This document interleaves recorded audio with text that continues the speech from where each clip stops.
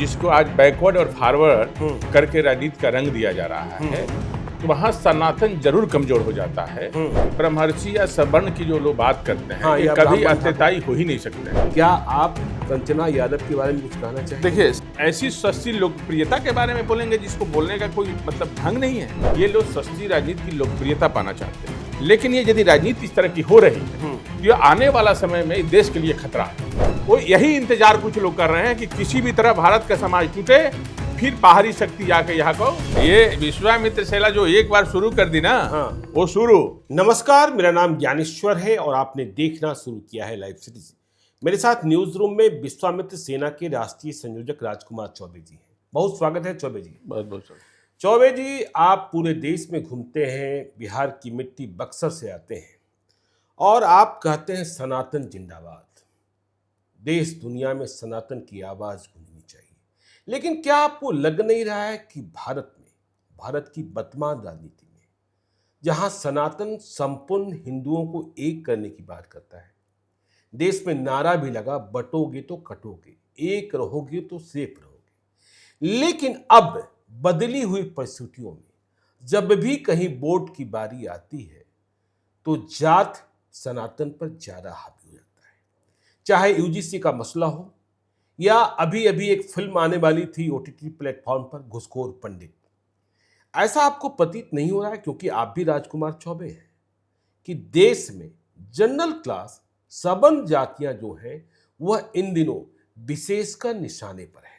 जब यूजीसी का नया बिल लाया गया, जिसे सुप्रीम कोर्ट ने भी रोका है, उसमें भी कहा गया कि सवर्ण, देखिए उसमें एससी एसटी के साथ साथ ओबीसी को भी शामिल कर दिया गया, उन्हें विशेष अधिकार दे दिए गए और कहा गया कि ये एससी एसटी ओबीसी यदि फर्जी शिकायत भी सवर्ण के खिलाफ करते हैं तो उनके खिलाफ कोई कार्रवाई नहीं होगी। तो क्या यह मान लिया जाए कि देश में जो सवर्ण है, चाहे वह ब्राह्मण हो, चाहे ठाकुर हो, चाहे वह ब्रह्मर्षि हो या कास्ट हो, ये ही आतताई हैं, बाकी सब धुले हुए हैं? देखिए, इस पे तो हम अभी पहले ये कहना चाह रहे हैं कि सनातन की जो हम आपने पहले बात किया, तो सनातन संस्कृति जो है, सनातन एक अपने आप में संपूर्ण है जी। वो पूरा हिंदुत्व को एक करता है और उसमें कोई कास्टिज्म की बात नहीं होती है, केवल सनातन और हिंदू की बात होती है। अब आती है जातियों की सवाल जी, कि जिसमें जातियों को बांट के और जो जिसकी संख्या ज्यादा है मिला के जी, जिसको आज बैकवर्ड और फॉरवर्ड करके राजनीति का रंग दिया जा रहा है, तो वहां सनातन जरूर कमजोर हो जाता है। वहां बैकवर्ड और फॉरवर्ड में जिसकी संख्या ज्यादा है वो हावी हो जाता है। लेकिन कहने का मतलब यह है कि ये क्यों किया जा रहा है, इसको समझना जरूरी है। या आखिर क्या कारण है कि इसको किया जा रहा है? क्योंकि ब्राह्मण आतताई हैं, क्योंकि ब्रह्मर्षि आतताई हैं, ब्रह्मर्षि या सवर्ण की जो लोग बात करते हैं, ये कभी आतताई हो ही नहीं सकते। नहीं, ब्राह्मण या सवर्ण की बात कहिए, हमेशा देश को दिया है, देश को अपना प्राण तक निछावर किया है। वो राष्ट्र के लिए जीता है, अच्छा, संपूर्ण राष्ट्र के लिए जीता है, संपूर्ण विश्व के लिए जीता है। और ये सिखाता है कि हम एक हैं, हमको एक रहना है, हम एक साथ हम लोगों को जोड़ के रहना है, तोड़ने की बात नहीं करता है। लेकिन ये यदि राजनीति इस तरह की हो रही है तो ये आने वाला समय में देश के लिए खतरा है। हाँ, और देश के लिए खतरा है और ये इस तरह से बढ़ता चला जाएगा तो आने वाले समय में ये खूनी संघर्ष का रूप ले लेगा। हाँ, ले लेगा, एकदम गृह युद्ध हो जाएगा।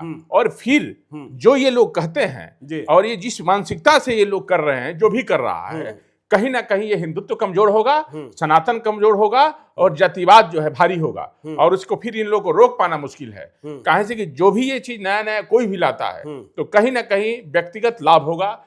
ये संपूर्ण भारत का लाभ नहीं होने वाला है, अच्छा, ना संपूर्ण किसी आदमी का लाभ होने वाला है, किसी जाति का लाभ होने वाला है। ये एक जो है विद्रोह पैदा करेगा। तो इसका आशय यह है कि जो आप हैं राजकुमार चौबे, वह जो यूजीसी बिल में नए कानून लागू किए जा रहे थे उसका आप विरोध कर रहे हैं? देखिए, हम ऐसे हर कानून का विरोध करेंगे जो एक तरह से एक समाज को बांटता है और समाज को अलग अलग करता है और समाज के हर जो आज के जातिवाद जो है उसमें विकृति पैदा करता है। विकृति पैदा करेगा कि आज जैसे आपने अभी कहा कि ऐसा कहा जा रहा है कि जिस तरह से सवर्ण को यूजीसी लागू होगा तो यदि झूठा कोई मुकदमा फंसा देगा तो उसको बाहर निकालना पड़ेगा या उसको पनिशमेंट मिलेगा या इस तरह की बातें होगी। 100% होगा, विरोध तो ऐसे हो नहीं रहा है। इसमें समाज तो बट रहा है, खूनी संघर्ष की तरफ जा रहे हैं। गलत, अब मान लीजिए कि कोई भाई जनरल क्लास को ओबीसी समाज या बैकवर्ड फॉरवर्ड कोई शिकायत करता है कि नहीं ये दोषी है और वो दोषी नहीं है, तो फिर उसके साथ क्या होगा? या तो उसको निकाल दिया जाएगा, बिल्कुल, या तो उसको बहिष्कृत किया जाएगा, नहीं तो उसके आत्मसम्मान पे जब चोट पहुंचेगा तो फिर वो क्या करेगा? प्रतिशोध की भावना पैदा होगा। बिल्कुल, प्रतिशोध का भावना जब पैदा होगा तो ये समाज फिर एक कहां रहेगा? समाज कहां एक रहेगा? और जो ये जब समाज टूटेगा, जो लोग इंतजार कर रहे हैं कि भारत का समाज टूटे, वो यही इंतजार कुछ लोग कर रहे हैं कि किसी भी तरह भारत का समाज टूटे, फिर बाहरी शक्ति आके यहाँ को हुकूमत को अपने कब्जे में करेगी और फिर यही समय आ जाएगा। लेकिन आप ये बात कह रहे हैं, देखिए तेजस्वी यादव की पार्टी है आरजेडी, लालू यादव तेजस्वी यादव की पार्टी, उनकी पार्टी की फायरब्रांड प्रवक्ता हैं कंचना यादव। उन्होंने यूजीसी बिल का समर्थन करते हुए कहा और यह बोला कि देखिए अब उनसे मतलब सवर्णों को फंसाने का वक्त आ गया है, उन्हें फंसाओ। तो यह पार्टियां जो बात करती हैं, चाहे आरजेडी की बात कर ले या अन्य पार्टियों की बात कर ले, कि यूजीसी बिल से हमें अधिकार मिलने जा रहा है कि फंसाओ, तो क्या आप कंचना यादव के बारे में कुछ कहना चाहेंगे? देखिए, सबसे बड़ा चीज है कि जो हमारे भारत के हिंदू देवी देवताओं को गाली देता था जी, जो कैस्टिज्म की राजनीति करता था, जिसकी राजनीति ही कैस्टिज्म पे टिकी हुई है, आज उसकी स्थिति क्या है? सबसे बुरा स्थिति में है। और ऐसी सस्ती लोकप्रियता के बारे में बोलेंगे जिसको बोलने का कोई मतलब ढंग नहीं है। हाँ, हमको सवर्ण को कोई सिखाएगा कि हमको फंसाने का और उसको, ये तो आने वाला समय जो है वो बताएगा कि कौन फंसता है कौन फंसाएगा। हम सारे समाज को एकजुट करने की बात करते हैं, हम इस पे नहीं पढ़ते हैं कौन क्या है। ये लोग सस्ती राजनीति की लोकप्रियता पाना चाहते हैं। अच्छा, हाँ, और लोकप्रियता पाके कहीं ना कहीं राजनीति में अपने आप को सफल होना चाहते हैं और इस तरह की गंदी राजनीति करते हैं। मैं शुरू से बोला कि सवर्ण सब समाज को लेकर चलता है, सदियों से इतिहास है। हमारी कितनी लड़ाइयां सवर्णों ने लड़ी जी, अपने आप को निछावर किया, कितनी फांसी पे चढ़ गए, आप देखिए उठा के इतिहास। लेकिन आरक्षण की व्यवस्था तो इसीलिए लागू की गई ना कि सवर्ण जो है सताते हैं, उनकी पीड़ा से इन्हें मुक्ति दिलानी है। अब देखिए, सवर्ण को लागू किया गया और इस पे तो हम क्या बोलें, लेकिन ये दुर्भाग्यपूर्ण है जी, और उस विषय पर तो अब चर्चा नहीं हम भी करना चाहते हैं जब लागू हो गया। लेकिन ये जरूर कहना चाहेंगे कि आरक्षण हमारे देश का सबसे बड़ा अभिशाप होगा यदि लागू होगा, इसको खत्म करना चाहिए। अच्छा। हम आरक्षण को चाहते हैं कि आरक्षण जो है आर्थिक स्थिति पर आरक्षण लागू हो। अच्छा, ठीक है, आप देखिए विश्वामित्र सेना की बात करते हैं, सनातन धर्म की बात करते हैं। जब आप यह सुनते हैं कि एक डीएम साहब का कार्यालय है, डीएम साहब दलित है, ठीक है, डीएम साहब को आरक्षण का लाभ मिला, वह आईएएस बन गए, सवर्ण ने अधिक नंबर हासिल किया लेकिन वह पीछे छूट गया। चलिए, दलित आगे आया, वह जिलाधिकारी बने, आईएएस बने, अच्छी बात है, मुख्य धारा में आ गए। अब डीएम साहब का बेटा, उसे भी आरक्षण का लाभ मिल रहा है और उसी कार्यालय में चपरासी चाहे ब्राह्मण हो, किरानी चाहे ब्राह्मण हो, सवर्ण की किसी जाति का हो, ब्राह्मण हो, ठाकुर हो, ब्रह्मर्षि हो, कायस्थ हो, वह चपरासी है उसका पिता। उसका बेटा यदि 90 नंबर लाएगा तब भी परीक्षा में जो मानदंड तय किए गए हैं शायद पीछे छूट जाए। लेकिन दलित डीएम साहब का बेटा यदि 55 नंबर भी ले आता है तो पिता को भी आरक्षण का लाभ मिला और बेटे को भी मिलेगा, और चपरासी जो ब्राह्मण है, राजपूत है, मुमियार है, कास्ट है, वह मुंह ताकते रह जाएगा। देखिए, इसमें तो सबसे बड़ी चीज है कि हम तो खुल के ये बोल रहे हैं जी कि आने वाला समय में इसकी समीक्षा की जरूरत है।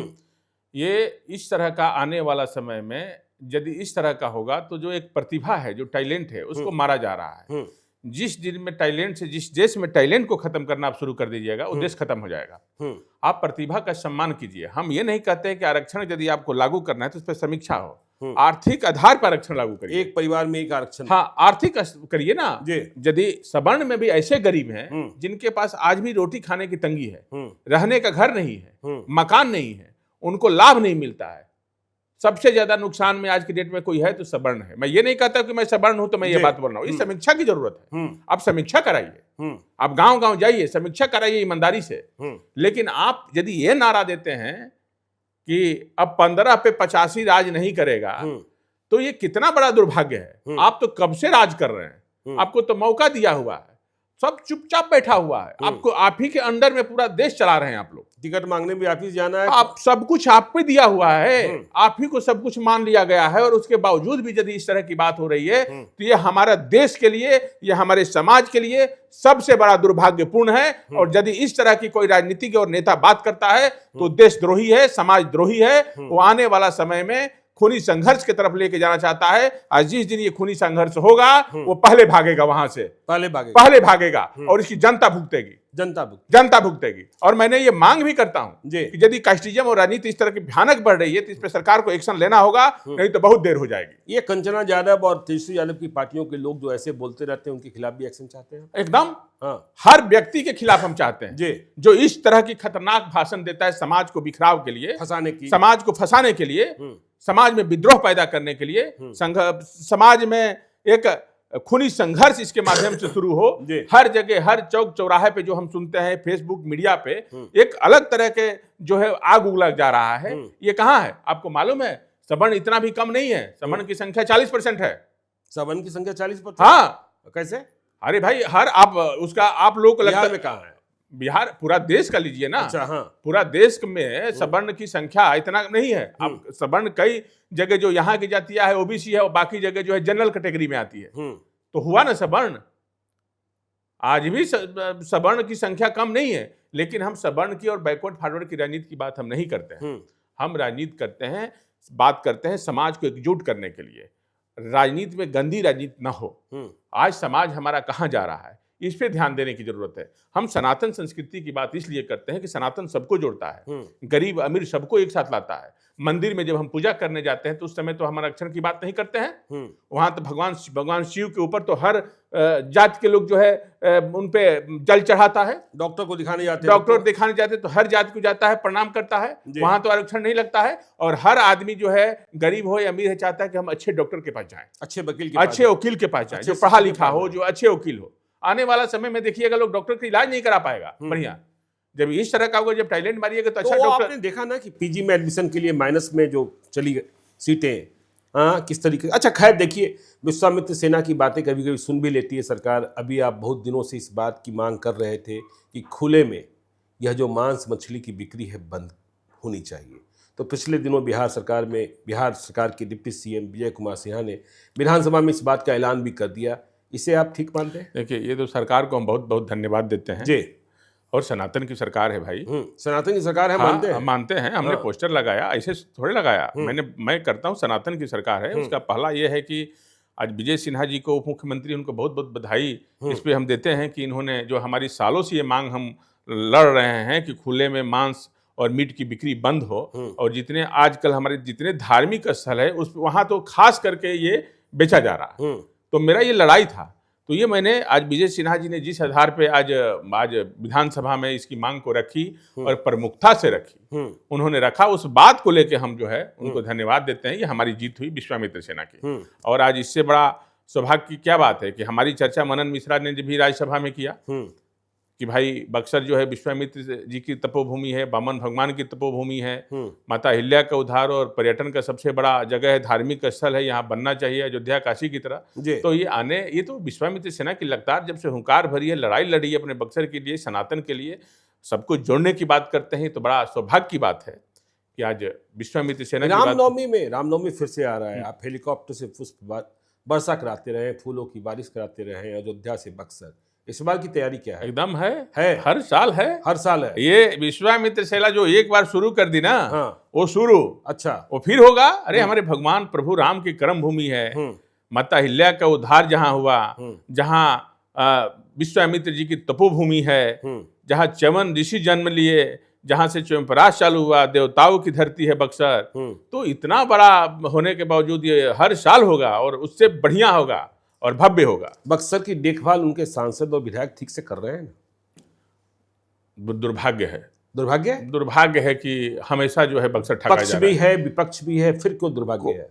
पक्ष विपक्ष कहाँ है? सांसद जो है वह विपक्ष के हैं, बक्सर के लिए सोचने वाला कोई नहीं है। बक्सर के लिए सोचने वाला कोई नहीं है। ना, कोई सब रील बनाने वाला है, सब रील बनाने वाला, रील में लगा हुआ है। ये दुर्भाग्य है। अब सनातन की सरकार आई, उसमें सनातन की माहौल बना, पूरा वो चुनाव में आया, लेकिन उपेक्षा विश्वामित्र सेना का नहीं है कि बक्सर का कल्याण हो पाएगा। अच्छा, अब बिना विश्वामित्र सेना के बक्सर का कल्याण नहीं होने वाला है। तो आगे आप भी चुनाव लड़ेंगे? हाँ, 100% लड़ेंगे चुनाव। हाँ, अच्छा, इस बात का विश्वामित्र सेना नेतृत्व करेगी बक्सर का। विश्वामित्र सेना नेतृत्व, हाँ, एकदम करेगी। तो सिर्फ बक्सर तक की बात करेंगे कि पूरे बिहार का? पूरा बिहार में करेंगे। अभी भ्रमण करने जा रहे हैं। अच्छा, सनातन में सबको एक करने जा रहे हैं। एक गांव तक जा रहे हैं, गांव तक, और गांव तक जा रहे हैं, और सबको बताएंगे कि हमको क्यों तोड़ा जा रहा है। ये सबको बताएंगे कि आने वाला समय में आपको नेतृत्व करने वाले लोग, जो आपके नेता हैं, वो क्या कहते हैं। आज आप इतने सालों से आज भी पिछड़े हुए हैं लोग।